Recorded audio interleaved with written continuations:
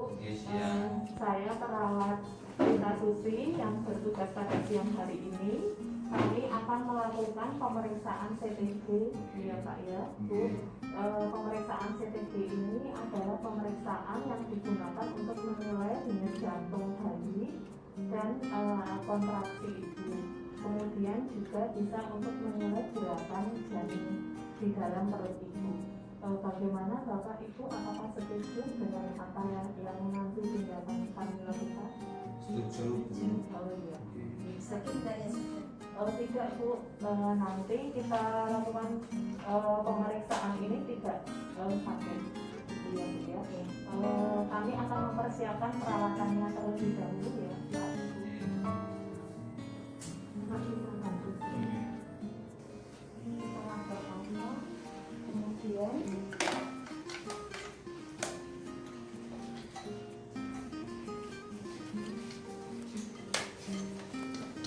kita nyalakan alatnya.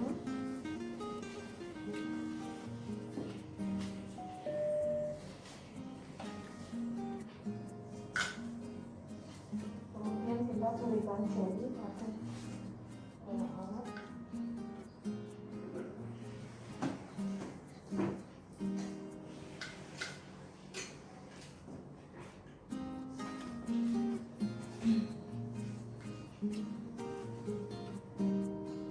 Maaf ya Bu ya, ya atas perut ibu ini bagian tunjuk untuk memeriksa kontraksi. Kemudian kita pasang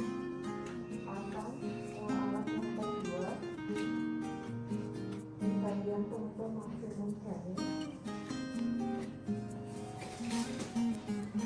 Kemudian yang ketiga, kita pasang alat untuk mendeteksi adanya pergerakan janin.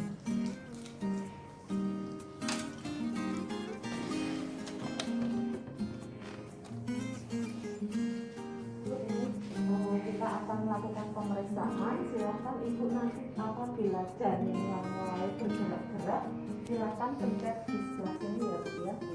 Dipencet dulu ya.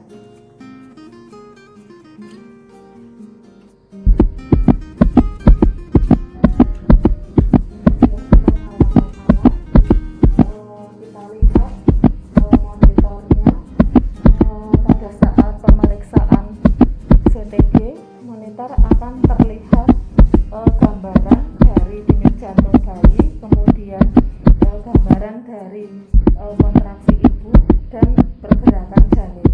Kemudian ini kita lakukan pemantauan selama 10 menit.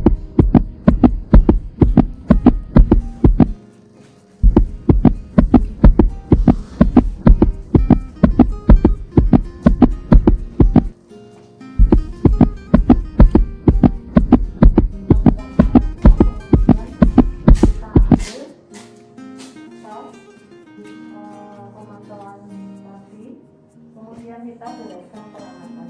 Ibu, ini sudah kita lakukan pemeriksaan denyut jantung bayi, kemudian kontraksi dan gerakan janin ibu ya Bu ya. Ini dari hasil pemeriksaan tergambar hasilnya normal ya Bu ya.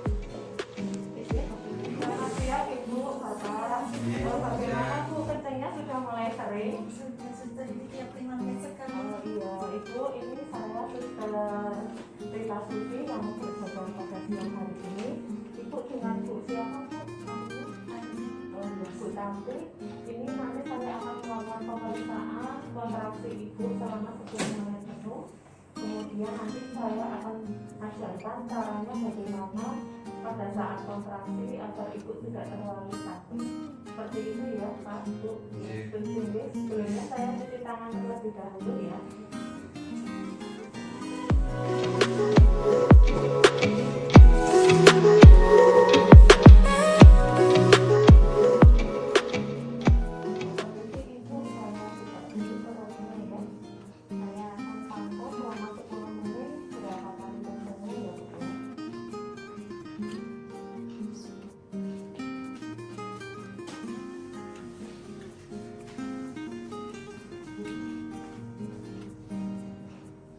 Enggak kenceng Bu? Enggak ya.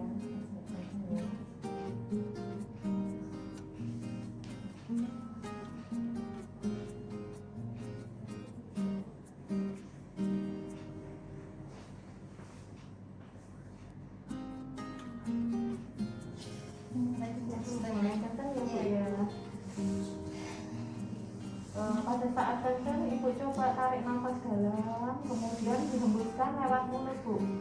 Ya, hembuskan lagi lewat mulut, tarik nafas, ya.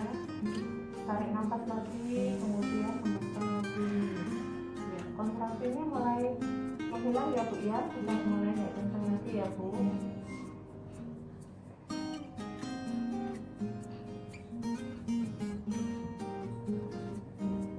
Saya sudah melakukan pemeriksaan, ini ibu kencengnya selama 10 menit sudah 2 kali, jadi setiap 5 menit sekali itu kencengnya lamanya sekitar 35 detik.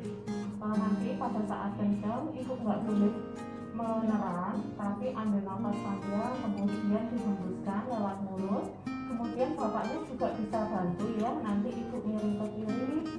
Coba Pak, aku miring ke kiri dulu, miring ke kiri, nanti suaminya bisa bantu Pak untuk melakukan pemijatan di daerah, kemudian hembuskan lewat mulut, kemudian lakukan pemijatan di daerah punggung seperti ini, agar nyeri ibu mulai berkurang.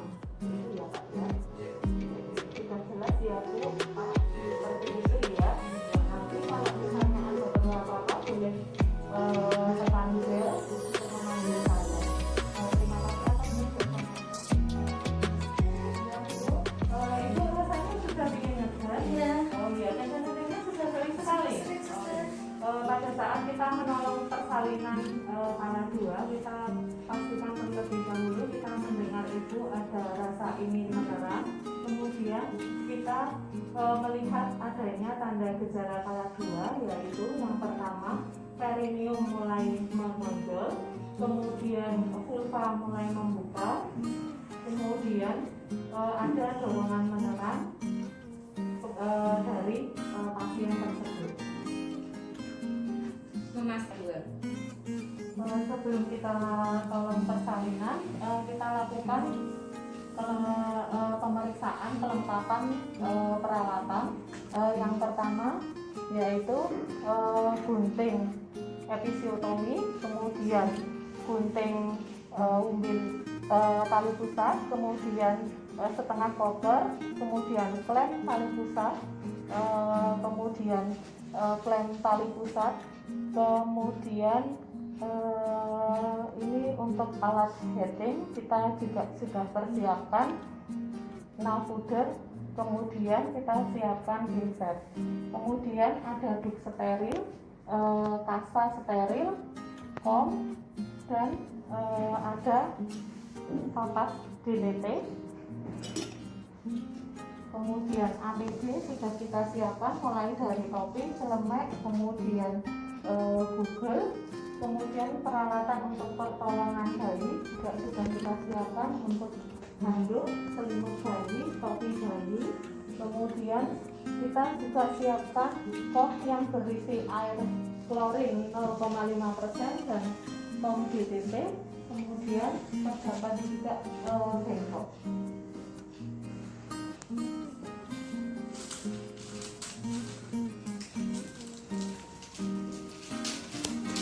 Ada sekat 3 cc banyak 2 buah, spoon steril,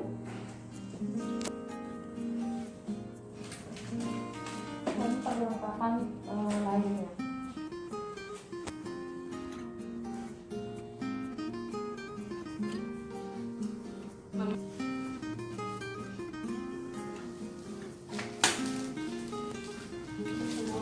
Melakukan pertolongan kala 2, kita siapkan terlebih dahulu APD-nya.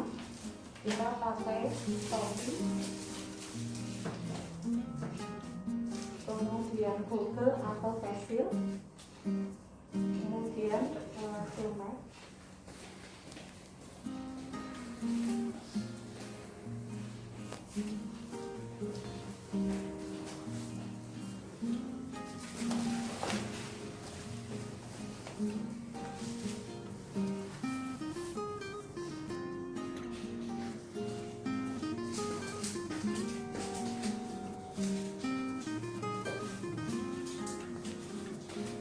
memakai sepatu boot,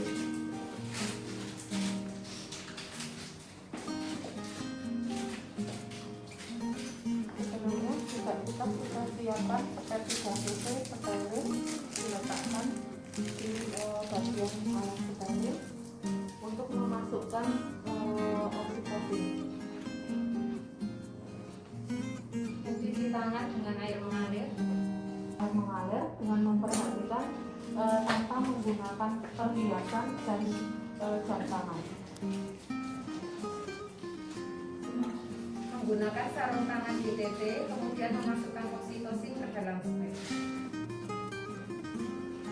Kemudian kita lakukan gunakan sarung tangan DTT. Sebelum kita gunakan sarung tangan DTT, kita patahkan terlebih dahulu ampul oksitosin.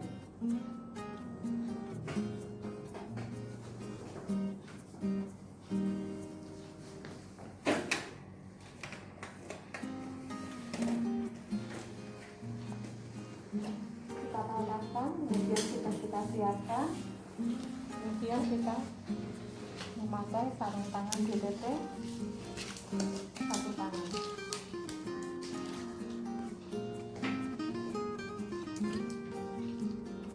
Kita ambil spray 3 cc, kemudian kita isi dengan oksitosin 10 unit atau 1 ampul.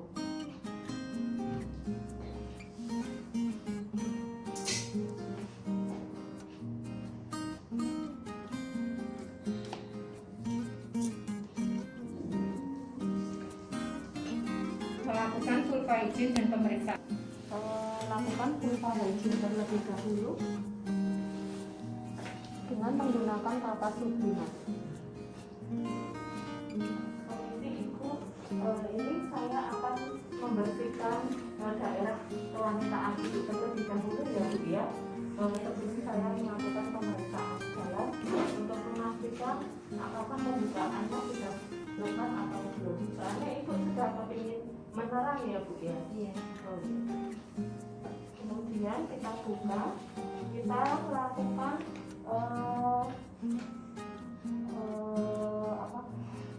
dengan cara Satu. Melakukan vulva hygiene dan pemeriksaan dalam. Sebelum kita melakukan pemeriksaan dalam, kita bersihkan vulva Ibu dengan kapas sublima terlebih dahulu. Permisi Bu, saya bersihkan terlebih dahulu ya Bu ya bagian kewanitaan Ibu sebelum saya melakukan pemeriksaan dalam.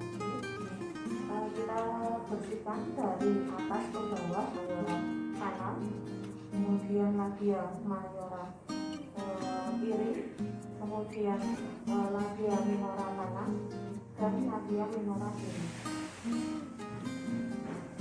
Pemeriksaan dalam, kita lakukan pemeriksaan dalam dengan memasukkan jari tangan terlebih dahulu ke dalam sampingan. Permisi Bu, ini saya akan lakukan pemeriksaan dalam. Ibu nanti tarik nafas panjang ya Bu ya. Saya mulai ya Bu ya. Oh iya Bu, tarik nafas ini. Enggak kontraksi kan Bu, masih kencang enggak ini sekarang? Ya, pada saat melakukan pemeriksaan dalam tidak pada saat kontraksi. Kemudian kita buka vulva, kemudian kita masukkan ke jari tengah terlebih dahulu, kemudian kita pastikan dan kita nilai. Bu, ini pembukaannya sudah lengkap ya Bu ya. Kemudian ketubannya tapi ini masih Bu, kulit ketubannya masih positif. Kemudian penurunan kepala di H34, kemudian sudah tidak ada attachment. Ini ya Bu, kami dengan setengah total. Kita masukkan lagi jari telunjuk yang tengah, kemudian masukkan setengah total untuk memecah ketuban. Pada saat tidak kontraksi, Ibu dan alat melakukan pertolongan persalinan kala 2. kalau Ibu ini apakah ada yang mendampingi suami ya Pak ya? Iya. Ya. Bapak nanti Ibu silakan didampingi pada saat kontraksi. Ibu posisinya ditarik kakinya ke belakang ya Bu ya. Setelah itu dilihat perutnya, Bapak boleh membantu Ibu dengan cara tangan Bapak diletakkan di bawah lehernya Ibu, biar Ibu bisa melihat ke perutnya. Kemudian silakan boleh menerang ya Bu ya, menerang tenaga. Pada saat menerang, rasa ingin menerang itu kan seperti buang air besar, jadi Ibu menerang dengan cara seperti buang air besar. Seperti itu ya Bu ya. Bapak nanti pada saat Ibu tidak kontraksi, silakan Bapak berikan makan atau minum secukupnya kepada Ibu. Seperti itu ya Pak.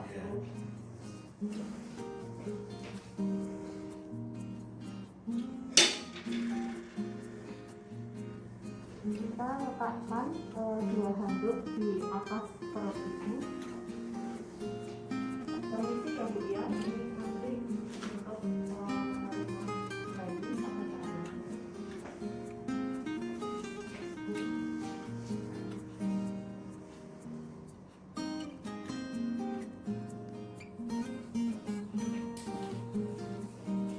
Kemudian kita ganti sarung tangan dititik dengan sarung tangan steril. Kita celupkan di pom berisi DTT, kemudian kita balik dan kita lepas.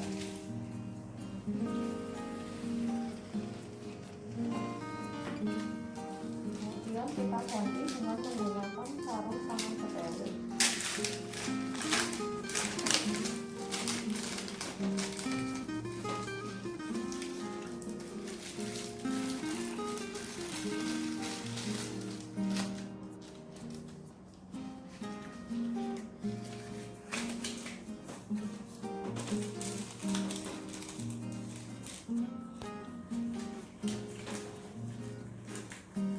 Setelah memakai sarung tangan steril, kita siapkan duk steril di bawah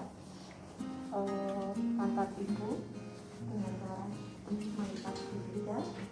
Maaf ya Bu, diangkat juga dulu. Ya.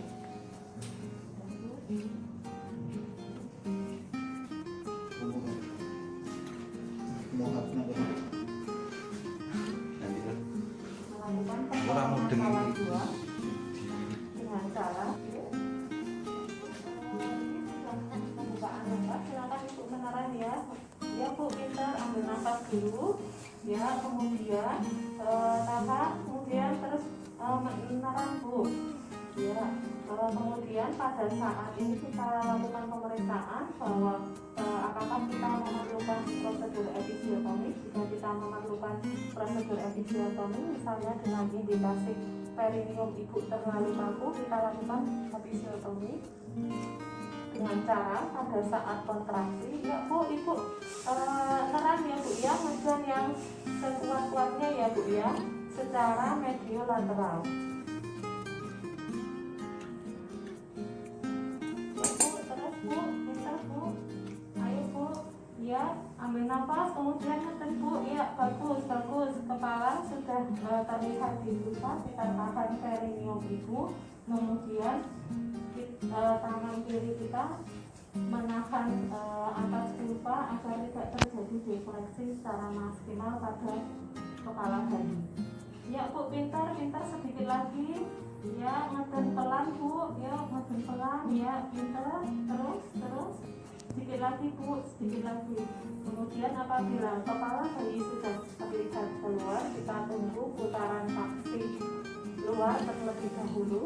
Kemudian kita sanggah dengan tangan, tarik ke bawah untuk mengeluarkan bahu anterior. Kemudian setelah bahu anterior keluar, kita tarik ke atas untuk mengeluarkan bahu posterior. Kemudian kita sanggah, kita susuri sampai kaki. Kemudian lakukan penyerahan terhadap bayi dengan cara kepala bayi lebih rendah daripada kaki. Ya Bu, selamat ya Bu ya. Bayinya perempuan Bu, sehat ya Bu ya. Bayinya langsung menangis, kulitnya kemerahan, gerakannya aktif ya Bu ya. Ini saya letakkan di atas perut ibu. Kemudian kita letakkan di atas perut ibu. Kemudian kita tutup terlebih dahulu. Setelah itu kita lakukan cek janin kedua untuk memastikan bahwa tidak ada janin kedua.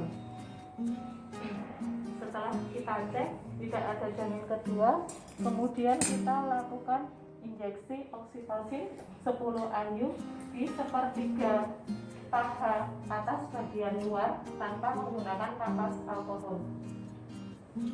Suntik ya Bu ya.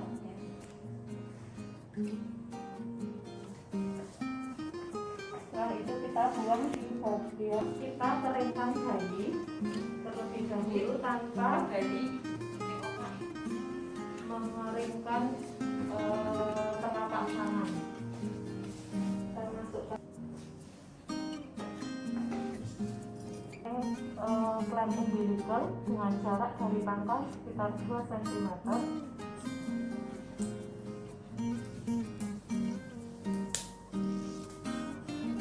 Kemudian jarak sama 2 cm.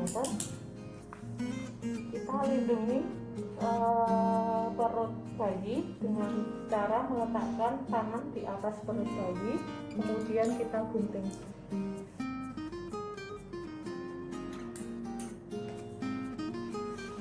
Ini dibuka dulu ya Bu ya, biar adiknya dilakukan inisiasi menyusui. Ini lakukan kontak skin to skin terhadap bayi dan ibu. Kemudian tutupi dengan selimut dan handuk. Kemudian pakaikan topi bayi. Bayinya nanti mencari puting susu ibu sendiri ya Bu ya. Dan pertolongan persalinan kala 3, melihat tanda-tanda pelepasan plasenta.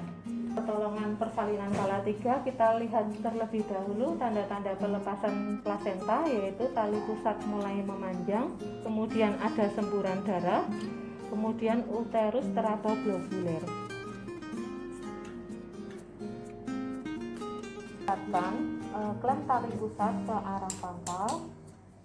Kita lakukan penegangan tali pusat terkendali secara dorsokranial.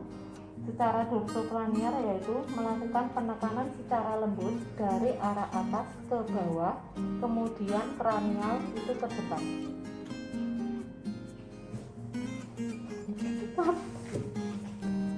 Setelah kita pastikan adanya tanda gejala kala 3, kemudian kita lakukan penegangan tali pusat dengan cara dekatkan klem ke arah vulva, kemudian kita tegangkan tali pusat secara terkendali dan dengan cara dorsokranial, yaitu melakukan penekanan dari atas ke bawah kemudian ke depan. Hati-hati dalam pengeluaran tali pusat, tidak perlu kita tarik, kita cukup tegangkan saja tali pusat. Kemudian lakukan dorsokranial kembali, kemudian kita dekatkan lagi klem tali pusat ke arah vulva. Kita lakukan dorsokranial. Setelah terlihat adanya selaput plasenta dan plasenta didekatkan, penarikan dari arah bawah kemudian ke arah atas. Setelah vulva terlihat Setelah plasenta terlihat di arah vulva, kita tangkap plasenta dengan cara terpilih searah jarum jam agar selaput plasenta tidak tertinggal di dalam vulva atau di dalam vagina dan uterus. Plasenta ambil lebih dahulu. Sebelumnya kita lakukan hitungan selama 15 detik. 1, 2, 3, 4, 5, 6, 7, 8, 9, 10, 11, 12, 13, 14, 15. Kita cek kontraksi uterus bagus. Kita cek ulang kelengkapan plasenta. Kemudian kita bersihkan dengan pasang kelengkapan kotiledon. Apakah kotiledon lengkap, kita angkat ke atas, kemudian kita satukan. Apabila kotiledon sudah lengkap, kita tarik ke atas lagi untuk memastikan kelengkapan selaput plasenta. Kemudian setelah itu kita juga akan hitung panjang tali pusat. Kurang lebih panjang tali pusat secara normal sekitar 50 cm dalam bengkok atau wadah plasenta. Setelah kita periksa kelengkapan plasenta, kita pastikan bahwa plasenta lengkap. Kita lakukan cek laserasi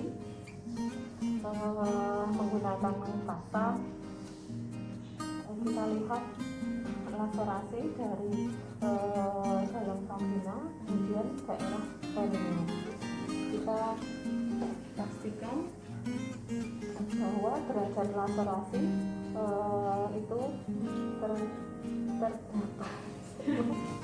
Kita lakukan penilaian derajat laserasi. Kita pastikan derajat laserasi 1 yaitu di daerah kulit perineum dan perineum. Derajat laserasi 2 di daerah mukosa vagina, kulit perineum dan perineum. Kemudian apabila terjadi derajat laserasi 3 yaitu terjadi di mukosa vagina, perineum, kulit perineum dan atas sphincter ani. Kemudian apabila terjadi derajat laserasi keempat yaitu mulai dari mukosa vagina, perineum, kulit perineum, atas sphincter ani sampai sphincter ani. Kita pastikan dengan menggunakan kasa lebih dahulu, kemudian kita lakukan penjahitan secara jelijer. Kita lakukan heading perineum setelah menentukan derajat laserasinya. Kemudian kita bersihkan terlebih dahulu dengan menggunakan kasa. Sebelum kita lakukan penjahitan, kita suntikkan lidocain terlebih dahulu.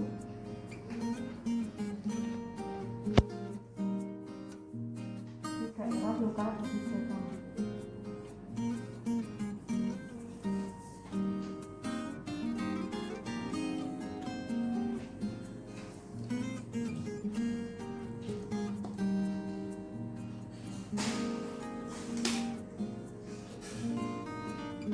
Kemudian dibersihkan lagi menggunakan kasa dan kita lakukan penjahitan dengan teknik jelijer.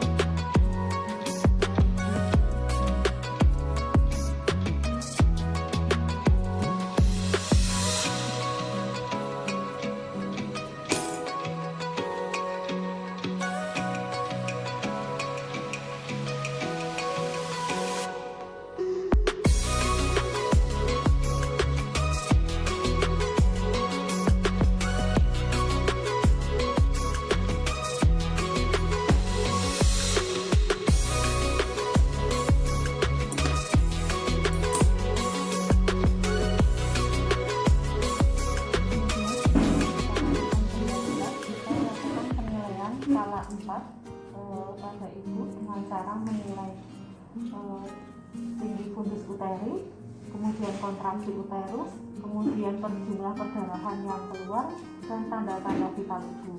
Kita lakukan selama 2 jam postpartum. Pada jam pertama postpartum itu 15 menit sekali, dan pada jam kedua postpartum itu setiap 30 menit sekali.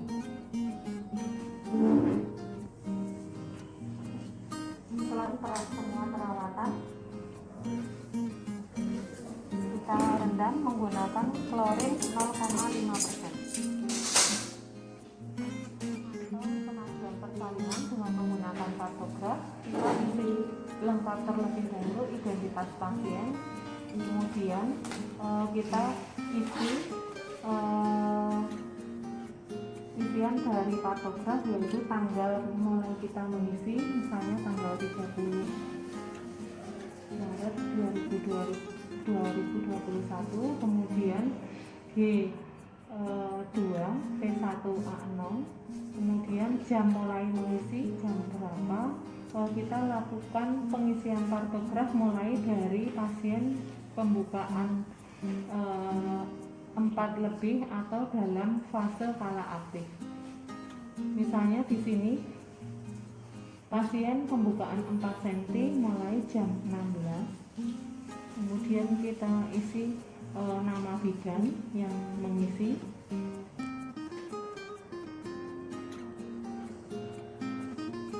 Kemudian ketuban apakah pada saat pemeriksaan sudah pecah atau belum. Kalau misalnya pada pemeriksaan jam 16 ketuban belum pecah, ini kita kosongkan terlebih dahulu.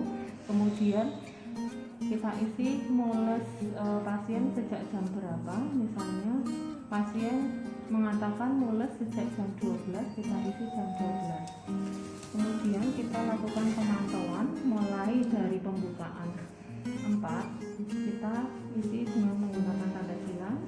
Kemudian jam pada saat pembukaan 4 jam 16. Kemudian evaluasi pada saat pembukaan 4 itu penurunan kepala. Apabila penurunan kepala sudah 3/5 di bawah pintu atas panggul, kita lingkari di angka 3. Kemudian kita pantau juga DJJ-nya. DJJ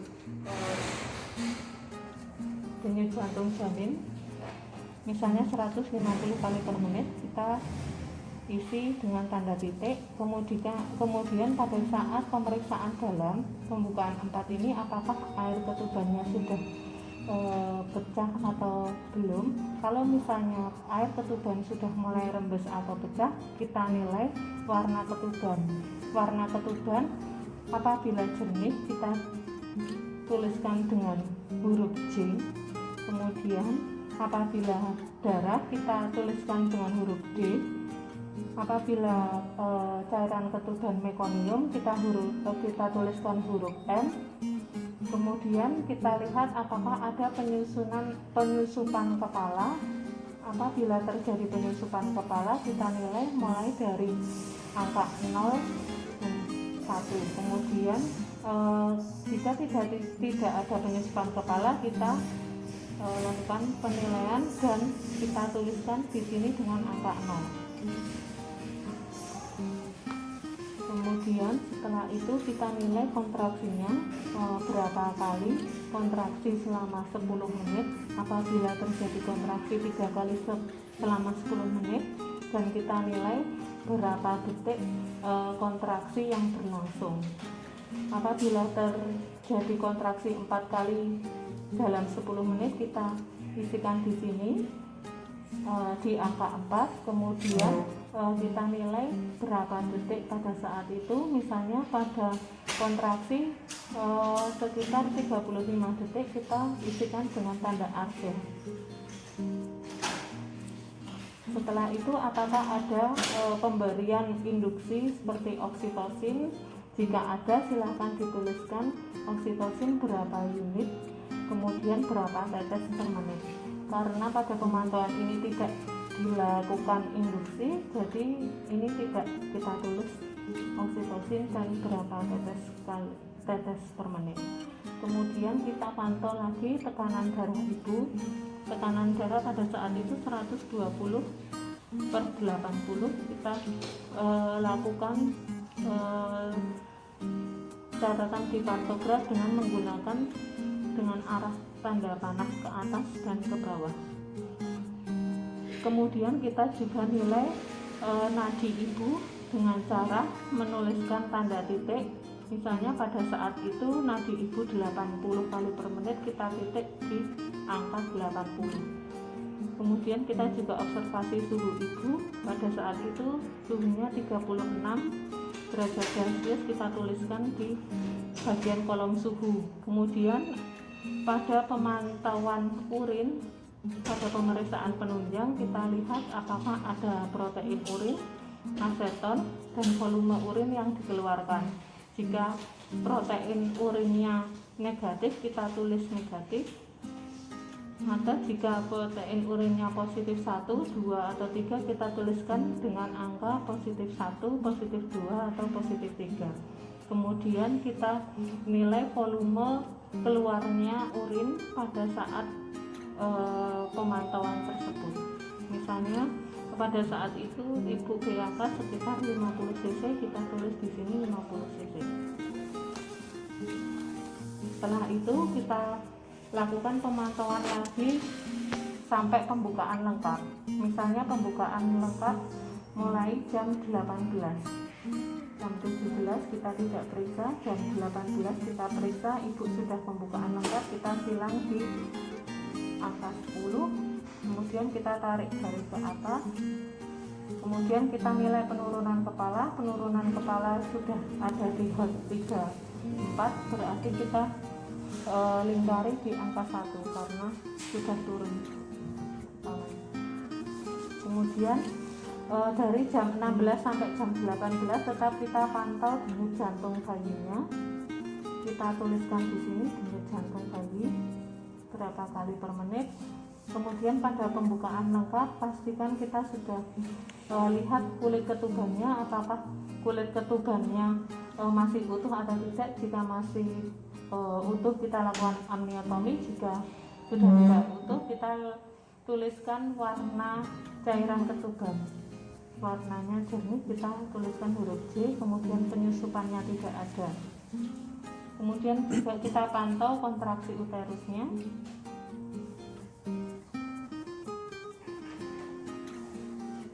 Kita tuliskan di sini. Jika kontraksi uterusnya 5 kali dalam 10 menit dan lamanya lebih dari 40 detik, kita arsir hitam di daerah kolom kontraksi.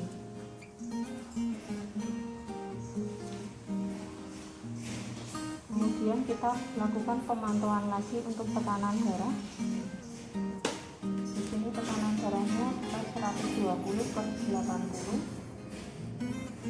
Kemudian kita pantau nadinya. Setiap kolom ini selama 30 menit sekali. Kita isikan di sini. Kemudian suhu, jika kita lakukan pemeriksaan suhu, kita tuliskan di sini pemeriksaan suhu. Kemudian apakah ada urin yang keluar, jika tidak ada kita tulis dengan tanda titik. Kemudian tuliskan jam berapa bayi lahir di sebelah kolom pembukaan. Misalnya jam 18.30 bayi lahir secara spontan. Kita tuliskan di sini jenis kelamin, misalnya perempuan, berat badan berapa, kemudian panjang badannya berapa. Misalnya berat badannya 3.200 gram, panjang badannya 49 cm. Kemudian setelah itu, setelah melakukan penilaian dengan kartograf, kita tuliskan juga riwayat laporan persalinan.